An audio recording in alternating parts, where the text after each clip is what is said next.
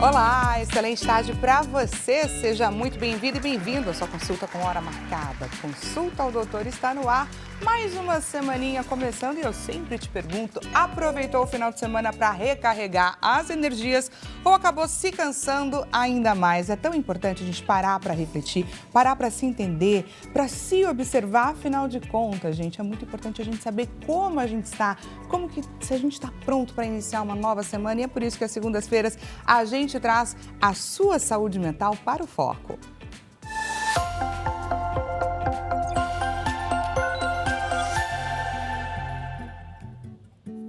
A gente sempre comenta aqui no Consulta ao Doutor que temos vivido mais tempo, a nossa expectativa de vida tem aumentado cada vez mais. Isso, é claro, é um grande trunfo da medicina e é importante não só a longevidade, viver mais tempo, mas também viver com qualidade de vida. Quando a gente para olhar nesses dados, da expectativa de vida da nossa população, a população feminina tem vivido mais do que a população masculina. Pois é, os homens vivem em média aí 7 anos e 1 mês a menos.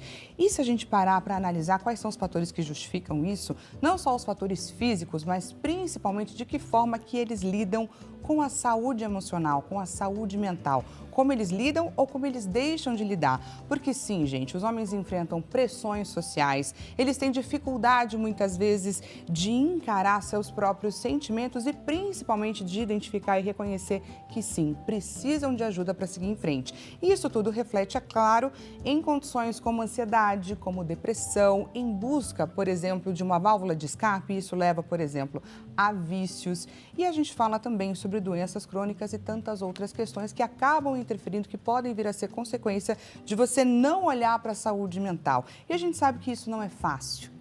Longe disso, e queremos convidar inclusive as mulheres, as esposas para esse bate-papo, porque o foco aqui é a gente identificar comportamentos, sinais, sintomas e como que a gente pode, de que forma que a gente consegue devolver a esse homem a qualidade de vida que muitas vezes vai sendo perdida ao longo da caminhada. Lembrou de alguém a quem essa nossa consulta é importante e relevante? Nós estamos em transmissão ao vivo, gente. Você consegue então compartilhar o nosso link de transmissão tanto pelo site, que é www.hittv.com.br, quanto pelo nosso aplicativo Hit Play. Aproveite a oportunidade, é claro, para baixar. Te convido também a fazer parte aqui do nosso bate-papo. Traz pra gente a sua dúvida ou o seu relato, DDD 11 3337 5886. E lembrando, gente, como o tema é sensível, muitas vezes difícil de falar, difícil de reconhecer, não queremos que você perca a oportunidade simplesmente porque está com vergonha de se expor. Encaminha pra gente a sua dúvida ou o seu relato e diz ali na mensagem que você não quer ter a sua identidade revelada. A gente vai tomar todo o cuidado e trazer a sua participação aqui para a nossa consulta. Esse é o nosso combinado de todas as tardes e hoje, é claro, não seria diferente. Temos uma clássica enquete à sua disposição, esperando pela sua participação. Aonde? Lá no nosso Instagram, que é @consultaodoutorhittv. Fica lá nos nossos stories. Diretor João Capellini, excelente tarde para você. Coloca para a gente, por favor, a nossa enquete na tela. Olha lá o que a gente quer saber de você hoje. Qual dessas frases sobre o homem mais precisa ser superada na sua opinião? O homem não chora, a gente já ouviu falar isso inúmeras vezes. Você acha que esse é um grande pensamento que precisa, de fato, gente, ser superado, essa repressão emocional? Ou o homem tem que ser forte sempre, essa sobrecarga que muitas vezes cai em cima do homem simplesmente por ele pensar que isso é uma realidade, que isso tem que ser enfrentado dessa forma?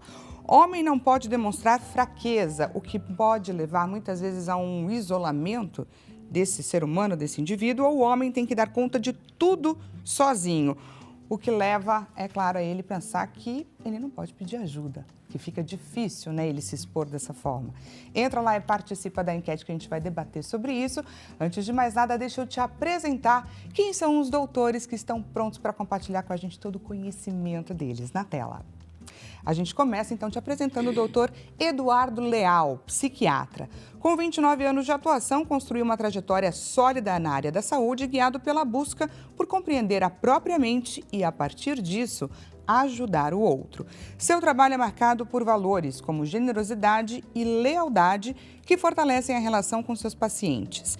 no dia a dia enfrenta diversos desafios, especialmente o de lidar com a influência de informações das redes sociais, que muitas vezes interferem sim na percepção e nos cuidados com a saúde. E agora te apresento o Dr. Cláudio Correia dos Reis, psicólogo. Com mais de 30 anos dedicados ao cuidado com pessoas, construiu sua trajetória como professor de filosofia, teologia e psicologia, áreas que conduz com sensibilidade e profundidade. Especialista em aconselhamento bíblico pastoral, atua no acolhimento e orientação emocional, especialmente diante do crescimento dos casos de ansiedade e depressão na sociedade atual. Doutores, sejam muito bem-vindos, doutor Eduardo pela primeira vez e doutor Cláudio já pela segunda vez retornando aqui no Consulta ao Doutor. Muito obrigada pela presença de vocês. Eu quem agradeço. Boa tarde, Dani. Boa tarde, Cláudio. Boa tarde ao ouvinte. É uma alegria estar com você, Dani. Esse é o programa que já é um clássico da TV à tarde. Espero que nossa conversa de hoje seja útil para muitas pessoas. E eu já queria começar, gente, com uma questão que é bastante pessoal, porque vocês estão vendo aqui na nossa tela doutor Eduardo como psiquiatra, doutor Cláudio como psicólogo, mas eles são, gente, além de tudo, seres humanos e homens. Ou seja, eles têm lugar de fala, inclusive para contribuir aqui com o nosso bate-papo. Então eu queria começar com essa questão de pressão social. A gente ouve falar muito disso, eu enquanto mulher vejo isso acontecer, mas eu queria saber, vocês já sentiram isso na pele, imagino que em algum momento da vida de vocês, e queria que vocês relatassem, que vocês contassem pra gente um pouco sobre quando foi esse momento, como que vocês identificaram e como que vocês conseguiram lidar ou não de alguma forma com isso, começando com o doutor Eduardo. Uau, vamos começar com um aspecto confessional, que é muito bom. Pouco, uma certa exposição, mas eu imagino que seja muito necessária, inclusive para quem nos assiste. Não, claro, essa experiência vívida, encarnada é sempre muito interessante. Bom, eu tenho mais de 50 anos, então eu vivi a masculinidade tradicional, né? Acho que o principal fator de estresse, na minha visão pessoal, e vejo com os pacientes naturalmente, vejo com os amigos, vejo na sociedade, seria o aspecto do provimento. Provimento financeiro é a hora que muitos homens sentem um desafio e sentem a dificuldade, ainda mais no mundo em constante mudança, com modificações na estrutura de material produtivo, se inserir no mercado de trabalho ficou cada vez mais complicado. Eu vejo pelos meus filhos, como já estou vendo aí com os filhos de amigos também, né? Então, acho que esse é o ponto de maior peso, né? Na masculinidade tradicional, é a responsabilidade do homem o provimento da família. E esse provimento integral, esse aspecto de ser o provedor integral, é um aspecto que gera muita tensão, muita dificuldade. Não é à toa que você tem observado, né, um aumento do tempo para sair de casa. Tem dados oficiais do IBGE que mostram que a média tem subido, média Brasil, em dados oficiais, né, se não me engano, mais de 30 anos. Então, os filhos moram com os pais, eles têm dificuldades para ter a sua autonomia, a sua independência, tá? E também, bom, há também vamos dizer assim, um protelar, né, de sair da casa dos pais, casar, né? A gente sabe que há toda uma mudança, né, no cenário em relação à média que se casa, que sai de casa, né? Porque realmente as questões materiais assim determinam. Sempre foi muito difícil. Né, quando eu fui jovem, né, quando tinha 20 anos, 25 anos, também era difícil, mas até acredito que é mais difícil.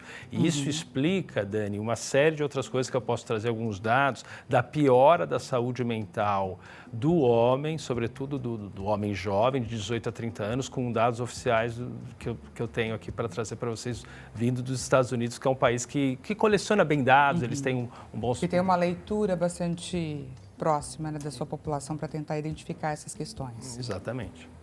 Muito bacana. Daqui a pouco você traz todos esses dados aqui para a gente. Vou tentar entender um pouco por onde que caminhou as angústias do Dr. Cláudio. As minhas foram particularmente em relação a essa família tradicional que atribui ao homem a força emocional da família sem permiti-lo entrar em contato com as suas fraquezas. Ouvi várias vezes, o homem não chora. Então, estas coisas desse modelo da família tradicional, o homem ser sempre o mais forte, o homem ser sempre aquele que não entra em contato com as suas emoções, porque emoções é entendido como coisa de mulher, é mulher que dá vazão a essas coisas, o homem não pode entrar em contato com isso e sempre ter essa demonstração de força. Na minha família, as coisas foram bem difíceis, né? A geração do meu avô era isso absolutamente, a geração do meu pai lidou um pouquinho melhor com isso e eu, na minha geração, também um pouquinho melhor, mas eu diria que o maior prejuízo foi estar em contato com as emoções. E olha só que bacana, porque eu imagino que isso deve ter começado logo na infância, né? Imagino que talvez você não tenha nem a lembrança de quando foi a primeira vez que você não pôde expor os seus sentimentos, que você teve que demonstrar força. Claro, o padrão masculino, tanto do vovô como do papai, era muito presente e intenso, não é? E ali na psicanálise, a formação dessa personalidade, ela se dá ali do 0 aos 6, do 0 aos 8, e você nessa época é uma esponja, né? Mesmo que você não lembre exatamente, conscientemente dessas coisas, elas vão sendo internalizadas pela criança por causa desse ambiente. Mas era muito repetido, homem não chora. E qual pode vir a ser o impacto, por exemplo, desse comportamento que é enraizado, que passa, obviamente, de geração para geração? A gente, até no relato do Cláudio, né, ele trouxe para a gente, Eduardo, essa questão do meu avô, depois meus pais e agora comigo, né? Como quebrar tudo isso? Parece que é uma dinâmica que vai sendo reproduzida de geração em geração. A gente vê, obviamente, mudanças de uma para as outras, mas é muito difícil você combater quando você já está reproduzindo e muitas vezes você vai colher os frutos desse pensamento lá na frente. Aí eu também te pergunto quais seriam os efeitos colaterais de tudo isso. Sem dúvida nenhuma, né? O Cláudio estava falando e eu estava pensando aqui, né, que como a comunicação entre pais e filhos se transformou assim, né, nos últimos tempos, né? Ele falou do avô dele, né? Quer dizer, a gente sabe que antes nem havia possibilidade de conversar com os pais sobre temas íntimos, sobre sexualidade, jamais, né? Se houvesse, então, uma sexualidade divergente, né, homoafetiva e tal, isso era colocado debaixo do tapete. Então, a comunicação entre pais e filhos era bastante formal, superficial, né? E isso melhorou. A gente pode pensar, né, que eu entendo, assim, ao menos isso melhorou em nível significativo, né? Mas, efetivamente, os signos de masculinidade, né, eles são dados, né? Começa na família, é verdade, né? Mas a gente não precisaria resumir na família. Também Sim. Eles são intensificados, né, no contato com o grande outro aí, né? Na escola, né? Na família extensa também, acho que tem que ser lembrado, né? E tem até aquela brincadeira, sempre tem o tio machista, o tio do pavê meio conservador, meio a moda antiga, faz uma brincadeira aqui, acolá, geralmente de conteúdo, por exemplo, infelizmente, né, de intolerância, né, por exemplo, a homossexualidade, a um comportamento, por exemplo, afeminado, né, existem, né, isso a gente sabe que acontecia e ainda acontece em alguma medida, né? Então, a masculinidade, bom, isso se fala, né, os psicanalistas falam bastante, né, que está em crise há muito tempo, né? Enquanto as mulheres estão dando de braçada, adentrando o mercado de trabalho, ocupando os espaços políticos, claro, precisa ainda melhorar muito, mas cada vez mais você vê uma progressão, você vê no lado masculino, dá até para pensar numa involução, né? Porque realmente você tem números, eu ia falar de números rapidamente, os números americanos. Tem um estudo que mostra que nos Estados Unidos um jovem de 18 a 30 anos tem mais chance de morrer nos Estados Unidos do que em Bangladesh.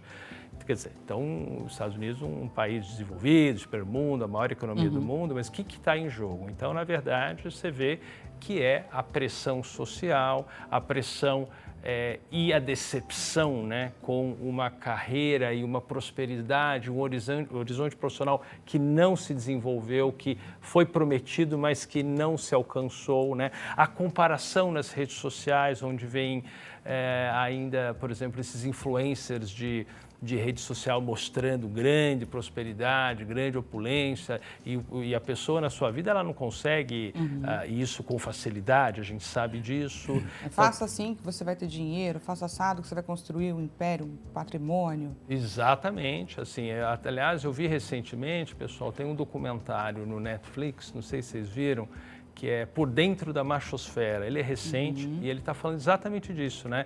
Desses influenciadores que mostram seu sucesso financeiro, amoroso, sexual, com amigos, tudo mais, e que, de certa forma, resgatam ideais da masculinidade tradicional, que está sendo há muito desconstruída e contestada, mas eles resgatam isso e, de certa forma, seduzem os jovens a resgatar isso, né? Um homem extremamente forte, potente, que não chora, que não tem emoções, negligente com a própria saúde. A gente estava falando sobre as diferenças. Sim. Isso está em pesquisas. Homem não procura médico, não procura psicólogo, não procura se cuidar. Muitas vezes é a esposa, é a mãe quem marca a consulta, né? Porque seria uma revelação de um sinal de fraqueza, né?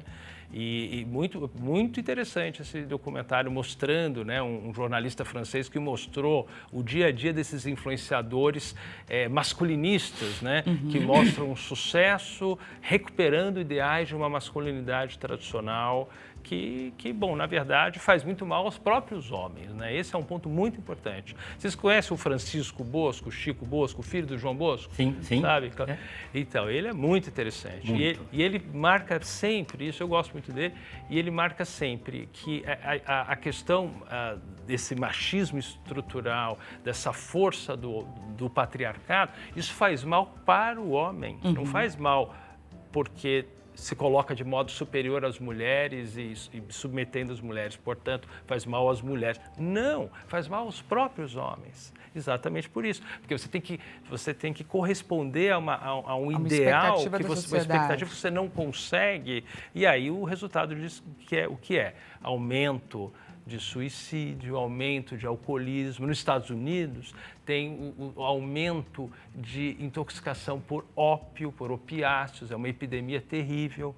Nos Estados Unidos, por exemplo, não sei se vocês ouviram falar, tem um negócio chamado mortes por desespero, né? Que é o seguinte, são jovens, né, que morrem prematuramente por essas causas, suicídio associado à depressão, alcoolismo, à dependência por opiáceos, né, que são aqueles remédios para dor, né, analgésicos, mas que promovem uma alteração psíquica, né, os opiáceos, né. E essas mortes por desespero, pessoal, têm aumentado ano a ano, de 99 a 2021, tem aumentado progressivamente, predomina em homens, tem mulheres naturalmente também, mas predomina em homens, uma coisa bem masculina. E no ano de 2021, para encerrar o dado aqui, estou me alongando, é muito sério. Houve 26 mil suicídios nos Estados Unidos, pessoal. E geralmente por causa dessas mortes por desespero. Então, quadros psiquiátricos associados ao uso de substâncias, alcoolismo, outras drogas e o ópio, e opiáceos, né, melhor dizendo. Né? Então, quer dizer, é uma situação bastante preocupante. O doutor Eduardo pontuou essa questão da diferença, né? Que o homem é negligente com a própria saúde. E quando a gente pensa, então, em saúde mental, queria entender um pouco por onde caminha a realidade do seu consultório, né? Quantas mulheres buscam ajuda e quantos homens buscam ajuda? E quais são as particularidades, as diferenças? O homem, quando chega, por exemplo, foi depois de muito mais tempo do que quando ele poderia ter ido, assim, ele poderia já ter batido na porta muito antes? Esses elementos sociais que atribuem ao homem esse papel de força, esse papel de não ter a necessidade de entrar em contato com as emoções, também implica na saúde mental, no sentido de procurar ajuda. Então, em média, eu tenho mais pacientes mulher, em média, o homem demora mais para procurar ajuda do que a mulher. Infelizmente, por causa desses fatores todos, e também por quê? Porque as mulheres tiveram nas mães esta imagem de cuidado. Talvez de uma maneira diferente, mas o cuidado com a casa, o cuidado com a filha, o cuidado com a alimentação. Então, o universo feminino, ele capta melhor o ambiente de cuidado do que o universo masculino. Não, vai para porrada, vai para briga, chuta no futebol, tem que ser macho o tempo todo. Então, isso, infelizmente, tem muitas implicações na área da saúde mental. E o que eu observo, de fato, é isso. A mulher procura ajuda mais e mais cedo. O homem procura ajuda menos e mais tarde, infelizmente. E isso, infelizmente, traz uma série de consequências, não é, Eduardo? Ah, sem dúvida, né? Até vi recentemente que, por exemplo, o diagnóstico de déficit de atenção e hiperatividade, ele é completamente diferente em homens e mulheres, né? Os homens são muito mais diagnosticados, né? Na infância, geralmente quando tem o componente hiperativo, né, do déficit de atenção e hiperatividade, as mulheres têm menos, mas as mulheres são menos diagnosticadas. Bom, até estou falando, isso até inverte com o que Cláudia acabou de falar, que é o central mesmo. Realmente, as mulheres procuram muito mais. No meu consultório também, viu? É a mesma situação. Mulheres procuram muito mais para fazer terapia, para fazer análise, para se medicar e para se cuidar. Mas, curiosamente, essa diferença de diagnósticos, por exemplo, no déficit de atenção e hiperatividade, é assim, o homem é mais diagnosticado, a mulher menos, e depois há uma paridade na adolescência. Enfim, estou mostrando para vocês que há uma diferença, sim, sensível como os aspectos emocionais, as doenças psiquiátricas aparecem nos gêneros, né? Como eles são diferentes.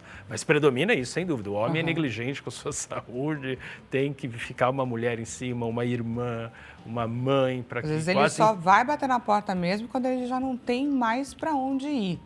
Nenhuma dúvida. E agora, pessoal, queria trazer a sua participação, a oportunidade que você estava esperando, é claro, de fazer o seu questionamento, interagir aqui com os nossos doutores. Então, vamos para a primeira participação na tela. Recebemos uma participação anônima. Muito obrigada pela sua contribuição. Tenho dificuldade de falar sobre sentimentos até com a minha parceira. Isso está afetando o meu relacionamento. O que eu posso fazer? Eu tenho certeza que muitos homens vão se identificar, inclusive, nesse relato, nessa participação aqui do nosso telespectador. Começando então, doutor Cláudio, o que você pode trazer de informação com relação eu quero ser bem objetivo. desabafar? Se ele tem a dificuldade e a dificuldade já está desembocando em problemas de relacionamento, que ele procure ajuda profissional qualificada. Que ele procure uma terapia para que ele vença essa dificuldade através do autoconhecimento e através do autoentendimento. Se fosse apenas uma dificuldade, a gente poderia dar outras indicações, mas como a dificuldade já aparece no casamento, precisa correr e procurar ajuda específica de um terapeuta. E é bacana que ele passou a identificar isso, né? Acho que é mais difícil, muitas vezes até você identificar, vai um tempo. E ele não só identifica, como percebe aonde que isso está sendo refletido. E aí, Eduardo, o que você pode trazer de orientação? Você endossa essa orientação? Imagino que com certeza, né? Ah, sem dúvida, endosso com certeza. Em gênero, número e grau. Realmente acho que passa pelo entendimento pessoal, né? Acho que as emoções têm um aprendizado social também. É óbvio que existe a subjetividade de cada um, né? Como cada um apreendeu o mundo, percebeu as primeiras relações no seu núcleo primário, na família e tal. Tem uma coisa muito individual, é óbvio, mas existem os determinantes sociais também. E os determinantes sociais aqui no Brasil ainda primam, infelizmente, por uma masculinidade tradicional. Alguns dizem masculinidade tóxica, não é à toa, né? Que exatamente isso, tem que reprimir a emoção, tem que ser forte, tem que ser provedor, tem que ser invulnerável, né? Isso reforçado por alguns personagens de filmes aí hollywoodianos, de séries, animação, que o cara tem que ser forte, invulnerável. E aí cria-se uma imagem, enfim, falsa, né, do que é a vida. E todos nós temos emoções, enfim. E o que eu acho que é bacana é que muitas vezes a gente questiona, né? Será que eu devo buscar alguém, expor a minha vida a alguém, buscar ajuda e tudo mais? Se entende como um significado de fraqueza, mas é o que eu sempre falo aqui no Consulta ao Doutor de segunda-feira, nesse quadro que a gente tem de saúde mental, da importância desse processo, porque ele é um autoconhecimento. Então, a partir desse momento que você identifica, por exemplo, que você tem uma dificuldade de expor seus sentimentos, de falar sobre eles e principalmente de falar com a sua esposa, através, de repente, dessa orientação profissional, você consegue identificar melhor que sentimentos são esses, porque está na expectativa, está na dificuldade de construir o raciocínio, no medo de fazer mal para alguém, né? No medo de ofender, enfim, de como você pode organizar tudo isso que você está sentindo para conseguir ter uma conversa o mais honesta, né? O mais direta possível e também sem você ter aí todos esses medos que, obviamente, você deve ter e por isso que você não consegue realizar essa conversa. Então, essas orientações que os doutores trouxeram são importantíssimas para você. Obrigada pela sua participação e, como eu sempre falo, enriquece demais aqui o nosso bate-papo. Queria falar agora um pouco sobre a questão que o Eduardo trouxe com relação à dificuldade que ele viveu, que é essa questão do ter que ser o provedor da família, né? E aí, quando que isso começa a surgir? É já logo na adolescência, né? Quando você tem ali a necessidade de escolher um caminho, de fazer a sua escolha profissional, ou se de repente a paternidade é que de fato te coloca à prova? De que forma esses dois momentos da vida transformam o homem? Sem dúvida que as questões de paternidade têm grande interferência, mas elas são mais na fase final. Tá. Na construção emocional da criança, na infância, os valores que o pré-adolescente, o adolescente, o jovem vão percebendo da sociedade e do ambiente, é que, infelizmente, ele pode captar coisas ruins e também pode captar coisas boas. Nesse aspecto particular do provedor, essa é a grande questão. Há uma certa imagem do macho alfa, há uma certa imagem do homem forte, quando que a realidade social não possibilita mais isso, não é? No caso, retornando ao padrão da minha família, a vovó nunca pensou em trabalhar fora de casa. A sociedade não permitia, porque o lugar da mulher é dentro de casa, é cuidando das coisas da casa. A mamãe, ela já teve como opcional trabalhar fora de casa. E a minha esposa já teve como mandatório. É impossível... Olha que bacana essa diferença de gerações. É impossível, com o salário que eu tenho hoje, eu conseguir prover 2 filhos, uma vida de classe média confortável. Ela necessitou ir para o mercado de trabalho. Então, ainda que alguns tenham introjetado esse padrão do provedor, quando ele vai para o mundo real, isso se complica bastante. Porque o mundo real, é a realidade, a expectativa vai ser muito frustrante e com um agravante, Dani. No mercado de trabalho, homens, às vezes, não têm tanto sucesso quanto as mulheres têm.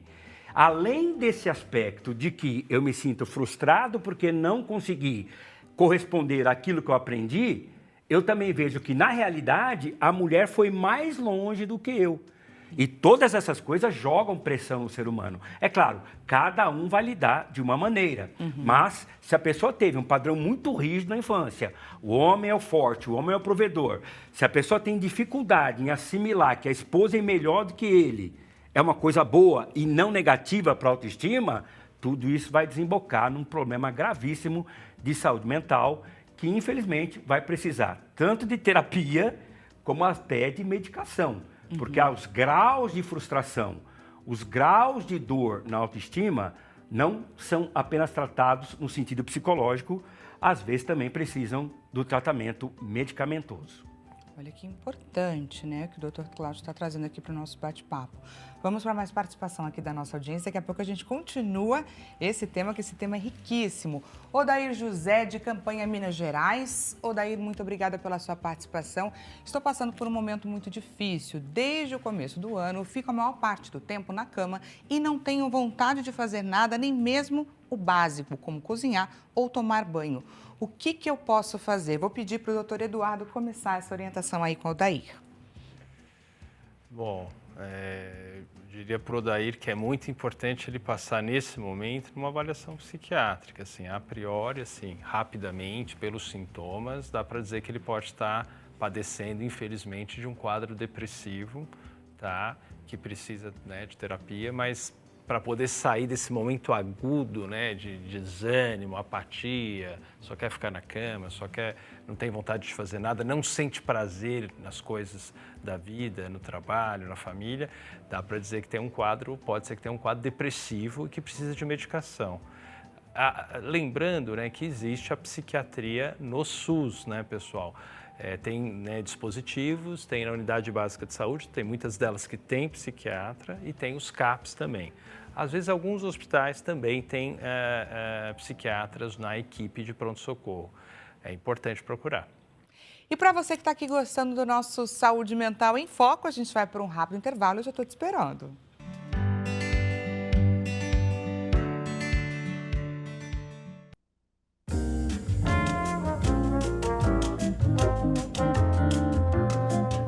Doutor está de volta. Seja mais uma vez bem-vinda e bem-vindo. Caso você tenha acabado de chegar, hoje, segunda-feira, é o dia que a gente coloca a nossa saúde mental em foco. E hoje o bate-papo é sobre a saúde mental dos homens, que muitas vezes sofrem ali uma determinada pressão social e, claro, tem aquela dificuldade em reconhecer os sentimentos e principalmente quando é o momento de pedir ajuda. Se isso é um sintoma, por exemplo, de uma fragilidade que ele não deveria sentir ou se ele pode e deve buscar ajuda, é claro, a fim de ter mais qualidade de vida. Pois é, o nosso bate-papo de hoje está muito importante, muito necessário. Lembrou de alguém a quem essa nossa consulta é importante? Estamos em transmissão ao vivo, compartilhe o nosso link de transmissão. Estamos ao vivo tanto pelo site, que é www.hittv.com.br, quanto pelo aplicativo Hit Play. Te convido a participar dessa consulta que foi marcada com todo carinho para você, DDD 11 3337 5886. Sabemos que esse é um bate-papo bastante sensível e caso você queira trazer para a gente seu questionamento, mas não queira se expor, tem essa oportunidade, é só você deixar isso bem claro na sua mensagem. Esse é o nosso combinado, não só de hoje, como de todos os dias. E olha só, você consegue participar também através do nosso Instagram, que é @consultaodoutorhittv. E por lá você também tem acesso a uma enquete que estamos aguardando pela sua participação. @consultaodoutorhittv, diretor João Capellini, coloca pra gente, por favor, a nossa enquete na tela. Olha lá o que a gente quer saber de você. Qual dessas frases sobre o homem mais precisa ser superada na sua opinião? Homem não chora. Imagino que você já deva ter ouvido falar sobre isso. Homem tem que ser forte sempre. Homem não pode demonstrar fraqueza. Ou homem tem que dar conta de tudo. Para você que chegou agora neste exato momento, deixa eu te apresentar os doutores. Estamos com o doutor Eduardo Leal, psiquiatra. Aproveito para agradecê-lo mais uma vez a sua presença por aqui, também com o doutor Cláudio Corrêa dos Reis, que é psicólogo e também está aqui mais uma vez contribuindo com o nosso bate-papo. Muito obrigada. A gente foi para o intervalo, pessoal, com a participação do Odair, que é um telespectador nosso, e ele trouxe para a gente algumas questões sobre como ele estava se sentindo, sem vontade, sem motivação. E aí eu queria entender um pouco como que caminha para que outras pessoas consigam reconhecer no seu comportamento quais são os sinais de alerta, né? De que é importante entender que é preciso buscar ajuda. Assim como o Odair trouxe essa reflexão, não tenho vontade, não tenho mais sentido prazer na vida, não consigo sair da cama, quais são outros indicativos de que esse é o momento e não dá mais para esperar?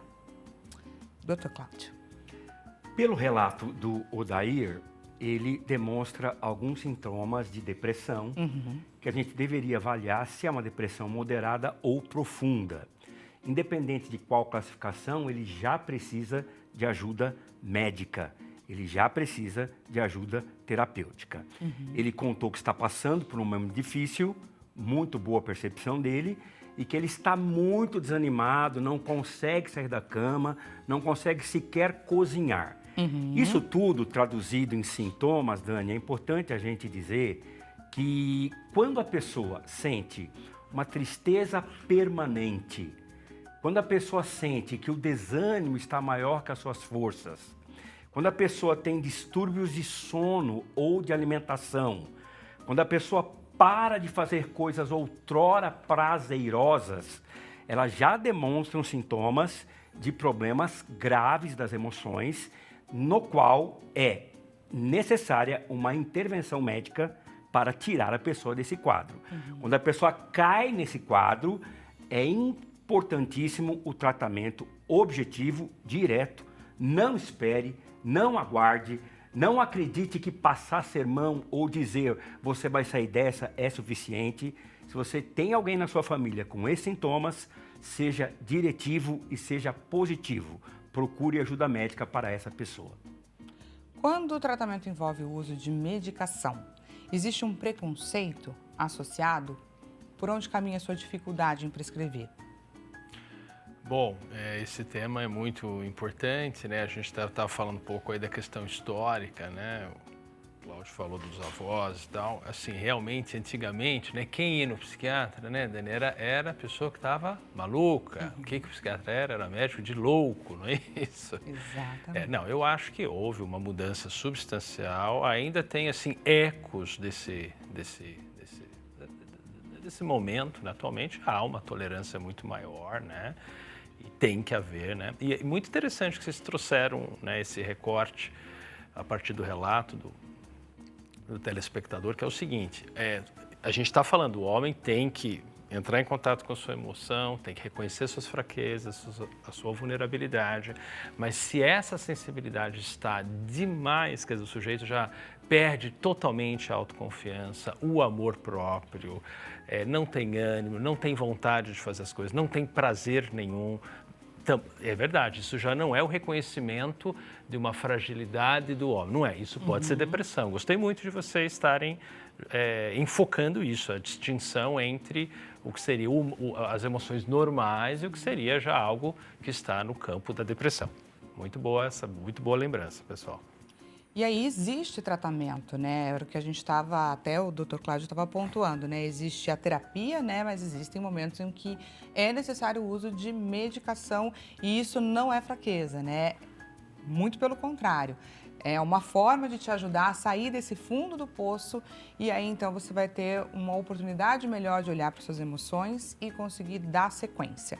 Queria entender, existem questões diferentes entre depressão e ansiedade, por exemplo, em homens e mulheres? Existe.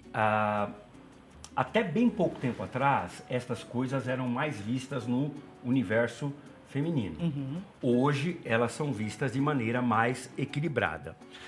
Mas se você me permite voltar um pouquinho atrás, Dani, para pegar um gancho do doutor aqui. À vontade. A questão da medicalização, eu tenho percebido de 10 anos para cá, uma coisa meio ambígua, uma coisa meio paradoxal.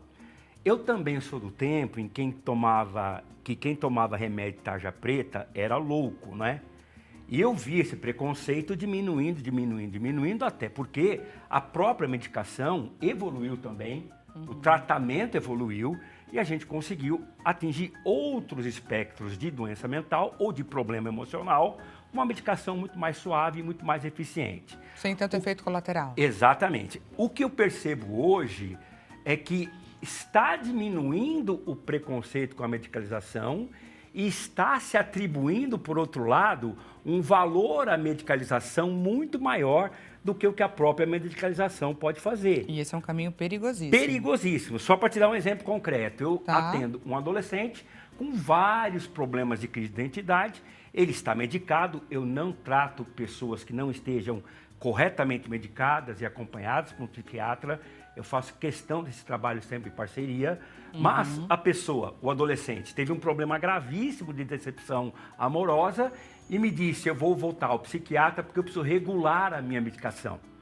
Ou seja, qualquer frustração ou qualquer problema já tende a pegar a hipótese da medicação como um sustento para aquela coisa que é normal da vida.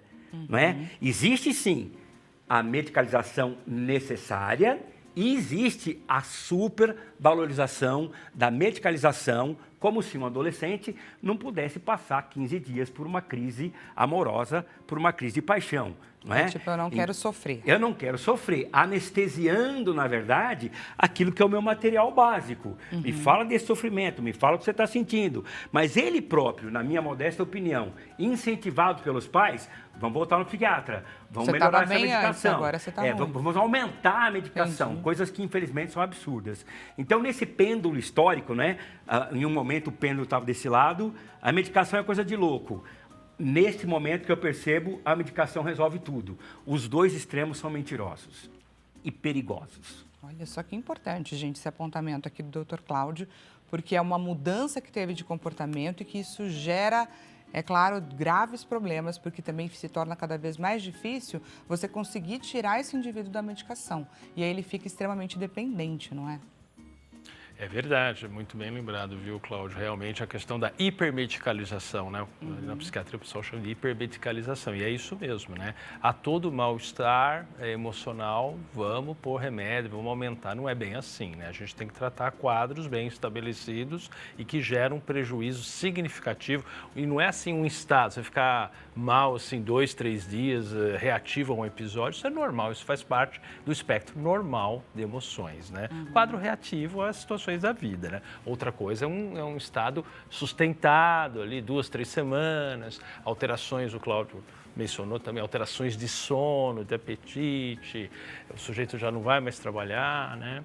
Agora, muito interessante, sim, essa questão, né, do aumento, né, da medicalização. Também tem que tomar cuidado, né? A gente sabe hoje, né, Dani, o pessoal fala, tem remédio para acordar e dar ânimo e remédio para dormir. E tem muita gente que entra nessa, né? É o estimulante para acordar, né? Tem várias marcas, aí, sobretudo as anfetaminas, e os remédios para dormir, hipnótico, sedativo, as chamadas drogas Z, né?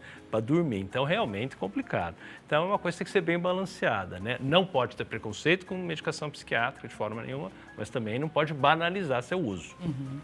E aí também tem uma parte, né, dos pacientes que eu imagino que eles batam lá na porta, tem a prescrição da medicação e nem retornam mais, porque ele já tem ali, já estou medicado e etc.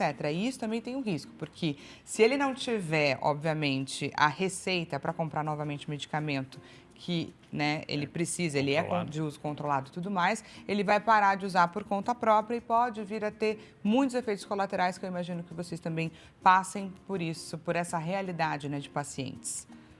É verdade. E o pessoal, você falou da receita, o pessoal já chega com diagnóstico. Né? Preciso comprar esse medicamento. Eu tenho toque, doutor, eu tenho TDAH. TDAH, então, é uma epidemia. Não sei a experiência do doutor, mas é uma epidemia, assim. O pessoal já chega com o doutor Google, né? Lista os seus sintomas, já chega, estou precisando desse remédio aqui, doutor. Isso daí também é muito importante ficar atento. Vamos de mais participação da nossa audiência na tela. Quem participa agora, recebemos mais uma participação anônima. Muito obrigada pela sua contribuição.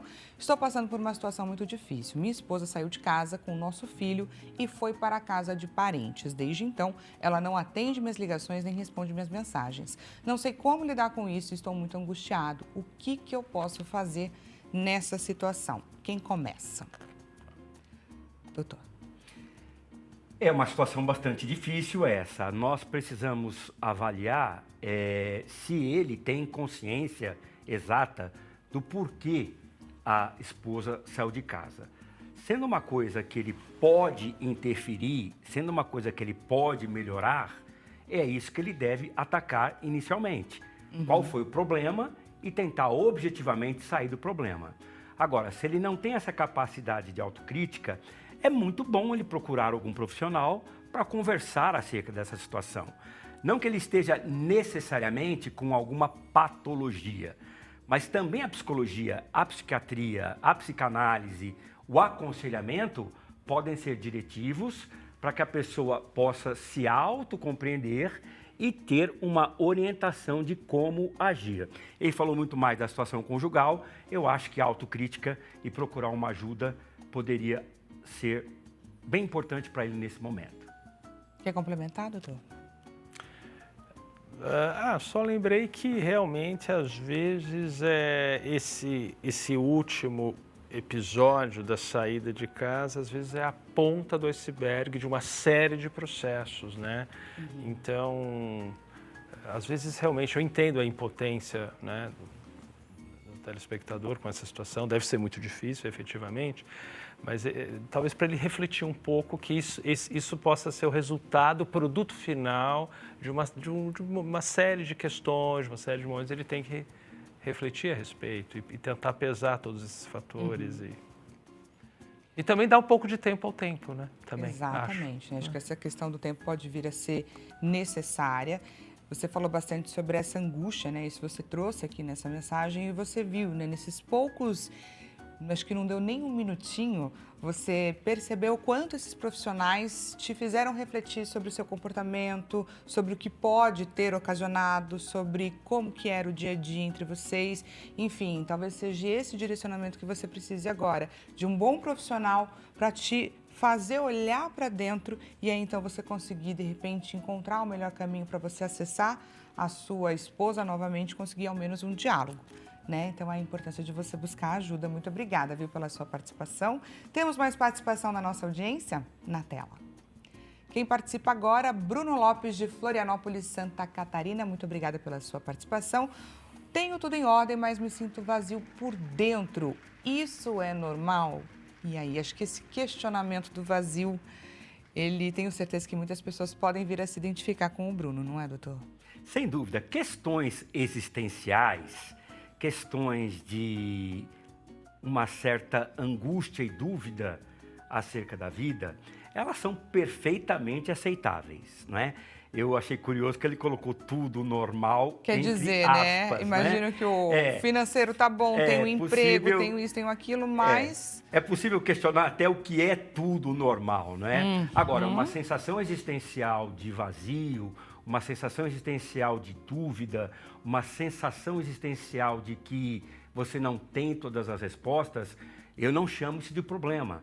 Eu acho que isso, inclusive, é necessário para o nosso amadurecimento pessoal. Óbvio, se esse vazio existencial começar a passar para aqueles sintomas que o doutor e eu já mencionamos, desânimo, insônia, falta de apetite, improdutividade, perda de interesses, isso indica que você precisa de ajuda qualificada para tentar entender esse sentimento. Agora, dentro da normalidade, seria tão bom que todos sentissem essa impotência, viu? Na fé cristã, Dani, fraqueza é sinônimo de força. Quando eu me entendo fraco, eu entendi de fato quem eu sou. Essa é a grande força. Olha só que bacana essa reflexão, Bruno. Quer complementar? Não, é realmente apenas endossando o que o Cláudio falou para o telespectador, realmente assim, eu entendi, da parte objetiva, né, tá tudo em ordem, né? Tem até essa expressão em si, como é que você tá? Tudo em ordem, Tudo né? bem. Lembra? É a parte objetiva da vida, que tudo bem, e, né, graças a Deus que está tudo em ordem, que bom. Mas realmente o vazio emocional que ele sente, eu também concordo com o Cláudio, não é uma coisa necessariamente ruim se não ocupar ali todo o espaço, ou se for uma coisa muito alongada. Mas a gente sabe, desde os conhecimentos da psicanálise, que o desejo humano, ele nasce da sensação de falta, né? O sujeito está em falta com alguma coisa. O sujeito está num certo vazio, por assim dizer. E é exatamente isso que move o sujeito em direção à construção de um projeto, enfim, é ficar em contato com a própria aspiração, o próprio anseio, o próprio desejo. Bruno, muito obrigada, viu, pela sua participação. Eu queria ter uma orientação de vocês, doutores, porque vocês até falaram inúmeras vezes, né, da dificuldade dos homens de buscar ajuda, de bater ali na porta, de identificar que precisam e tudo mais. De que forma os familiares, e aí fica também para as esposas, elas conseguem acessar, orientar, né, trazer para esse esposo, para esse, né, parceiro e tudo mais, que eles precisam buscar ajuda? De que forma que elas podem contribuir enquanto família, enquanto parceira? Eu acredito que a primeira questão é observar esses sintomas de quando as coisas estão saindo do controle. Quanto antes essa intervenção, essa conversa, esse diálogo aparecer, é muito melhor. Porque, infelizmente, a resistência dos homens só faz com que as coisas se agravem. Do ponto de vista médico, não é? Às vezes ele está com a dorzinha, deixa para depois, a dorzinha aumenta, ele toma um remédio, o remédio resolveu e depois a dor aumenta de novo, ele só procura quando as coisas estão muito graves. Do ponto de vista psiquiátrico e do ponto de vista psicológico, também é a mesma coisa. A intervenção, para mim, tem que ser a mais diretiva, a mais afetiva e a mais esclarecedora possível. E, muitas vezes, a mulher vai ter que ser proativa mesmo. Marcar, porque ele aprendeu a ser cuidado pela mãe, agora a mulher vai ter que exercer esse papel. Ainda que demonstre imaturidade do homem, é melhor essa via do que esperar as coisas piorarem. Boa, uma boa reflexão. Vamos juntos conferir o resultado da nossa enquete? Resultado na tela. Olha lá, a gente perguntou qual frase precisa ser superada. Olha que eles já estão olhando. 50% alternativa mais votada, homem tem que dar conta de tudo sozinho. Na sequência, a gente tem um empate. Homem não chora, homem não pode demonstrar fraqueza. E lá embaixo, o homem tem que ser forte sempre. Qual é o feedback de vocês? O que vocês acharam do resultado aqui da nossa enquete, começando pelo doutor Eduardo? Essa nossa enquete mede um pouco o nosso público no Instagram, já que é ele que participou aqui com a gente. Certamente os resultados são, né, atribuíveis, né, à opinião masculina. São homens que estão votando, claramente, né?